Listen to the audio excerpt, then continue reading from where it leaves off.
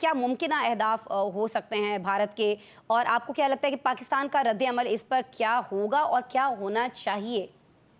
बिस्मिल्लाहिर्रहमानिर्रहीम। देखें, मुमकिन अहदाफ जो भी भारत के हैं, भारत उसकी तरफ बढ़ रहा है और गुज़िश्ता रात भी मुख्तलिफ जो स्पॉट्स हैं वहाँ पे बिलाश्ताल फायरिंग जारी रही हाँ है जी। और प्रॉपर उसको रिस्पॉन्ड किया पाक हाँ फ़ौज के जवानों बहुत ने सारे मोर्चे हमने और गिराए, बहुत सारे बहुत मोर्चे उनके गिराए गए हैं।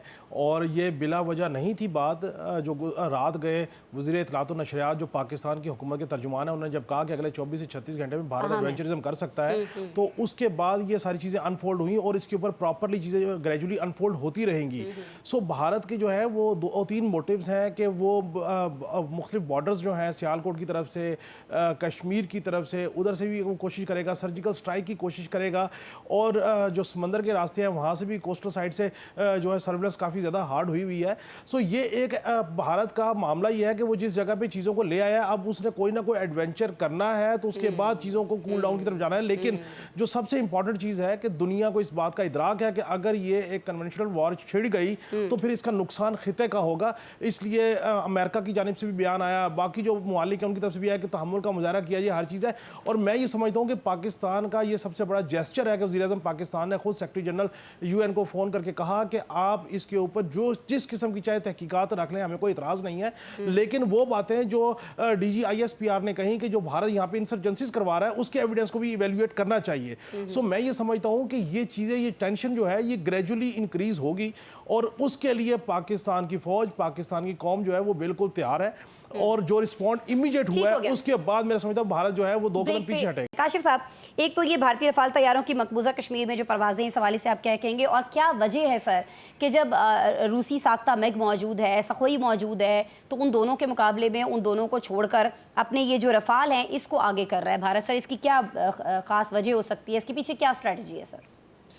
मैं अल्लाह पाक का शुक्र अदा करता हूँ और हर उस शख्स को पाकिस्तान के बनने से लेकर आज तक जिसने अपना 1% भी हिस्सा डाला पाकिस्तान के दिफा को नाकाबिल तस्खीर बनाने में, उनको सलाम पेश करता हूँ। देखें, ये जहद मुसलसल थी कि तनकीद भी हुई, तामीर भी हुई, लेकिन आज हमारा दिफा वो एयर फोर्स का हो, वो नेवी का हो, वो अटलरी का हो, वो तोप खाने का हो, इन तमाम को एक कांस्टेंट माइंड के साथ किया गया कि हमें पता था एटम वॉर हेड हो, ये हमें पता था कि भारत और पाकिस्तान के एक दुश्मनी का मामला है और ये नहीं होगा। आज अगर हमारा दिफा मजबूत ना होता तो भारत जो है वो कब से हमें डिस्टर्ब कर चुका होता।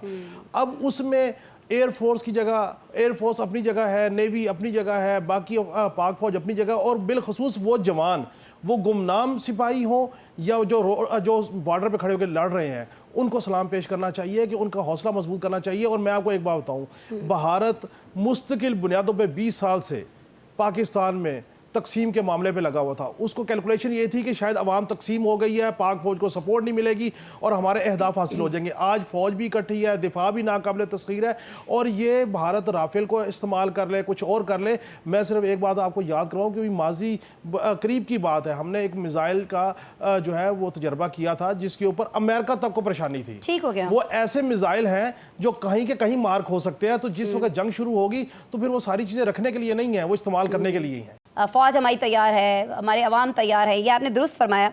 लेकिन इस सिचुएशन को रोका जा सके, काशिफ साहब, सर आप क्या समझते हैं, जब हम मुख्तलिफ सिफारती ताल्लुकात की बात करते हैं, सिफारती सतह पर पाकिस्तान और भारत की पोजीशन की बात करते हैं, तो साथ ही साथ हम ये भी जिक्र करते हैं कि इस वक्त कौन सा मुल्क जो है वो इस पोजीशन में है कि दोनों ममालिक में सालसी का किरदार अदा कर सके और इस जंग को, जिसको ज़ाहिर है कि जंग को तो बहरहाल रोका ही जाना चाहिए है, डिले ही किया जाना चाहिए है, तो इसके लिए कौन सा मुल्क आप समझते हैं कि बेहतर किरदार अदा कर सकता है? काशिफ साहब देखें, तमाम ममालिक जो जंगों से गुजरे, जो बड़ी मुश्किल से तरक्की की राह पे गामजन हुए, वो ये सारे चाहते हैं कि इस खित्ते में अमन रहे और जंग का मामला ना बने, माहौल ना बने। लेकिन इंटेंशन है, अगर एक फरीक जो है वो तमाम सॉलिड एविडेंस के साथ गुफ्तगू कर रहा है और दूसरी साइड पे अगर एक फरीक ढिठाई के साथ, अना और जिद के साथ जो है वो पर तोल रहा है कि मैंने हर सूरत में चढ़ाई करनी है, तो फिर यकतरफा तौर पर तो कमज़ोरी से तो बात हो नहीं सकती। दूसरी बात यह है कि जिस वक्त मैं आपसे गुफ्तगू कर रहा हूँ, मैं आपके स्क्रीन के तवज्जो से इंडियन मीडिया